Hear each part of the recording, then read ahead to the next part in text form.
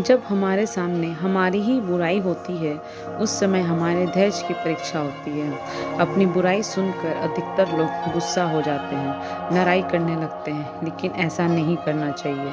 आलोचना सुनकर उन बातों को सहन कर लेंगे तो कई परेशानियों से बच सकते हैं। यह बात स्वामी विवेकानंद के एक किस्से से समझ सकते हैं। एक दिन रामकृष्ण परमहंस के शिष्य स्वामी विवेकानंद ट्रेन के फर्स्ट क्लास में बैठे हुए थे। उस समय में ट्रेन के फर्स्ट क्लास में सफ़र करना बहुत महंगा था। सामान्य लोग उस डिब्बे में बैठ नहीं पाते थे। स्वामी जी का पहनावा भगवा यानी साधु वेश था। यात्रा के बीच में दो अंग्रेज उनके पास आकर बैठे। दोनों अंग्रेज ट्रेन के फर्स्ट क्लास में एक साधु को देखकर हैरान थे। उन्होंने सोचा कि साधु पढ़े लिखे नहीं होते, ये हमारी भाषा अंग्रेजी नहीं जानते होंगे। दोनों अंग्रेज साधु को देखकर इंग्लिश में बुराई करने लगे।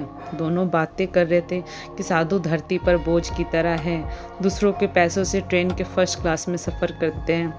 बहुत समय तक दोनों अंग्रेज स्वामी जी की बुराई किए जा रहे थे। स्वामी जी अंग्रेजी समझते थे और पूरी बातें भी समझ रहे थे, लेकिन उन्होंने अंग्रेजों की आलोचना पर कोई प्रतिक्रिया नहीं दी, चुपचाप रहे। कुछ समय बाद उस डिब्बे में टिकट चेकर आया। जब वो स्वामी जी के पास पहुंचा तो उन्होंने उससे अंग्रेजी में बातें की। यह देखकर दोनों अंग्रेज और ज़्यादा हैरान हो गए। दोनों अंग्रेजों को अपनी गलती का एहसास हो गया। दोनों अंग्रेजों ने स्वामी जी से माफ़ी मांगी और कहा कि आप अंग्रेजी जानते हैं और हम आपके सामने लगातार आपकी बुराई कर रहे थे, फिर भी आप चुप थे। आपने हमें जवाब क्यों नहीं दिया? स्वामी जी बोले कि आप जैसे लोगों की आलोचनात्मक बातों की वजह से ही मेरी सहन शक्ति निखरती है। मैं किसी भी स्थिति में मेरा धैर्य नहीं छोड़ सकता। आपके विचार आपने प्रकट किए और मैंने उन बातों को सहन करने का निर्णय लिया।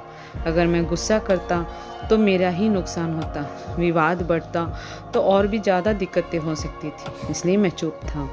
इस किस्से में स्वामी ने हमें सीख दी है कि हमारी सहन शक्ति और धैर्य की परीक्षा उस समय होती है जब हमारे सामने कोई हमारी बुराई करता है।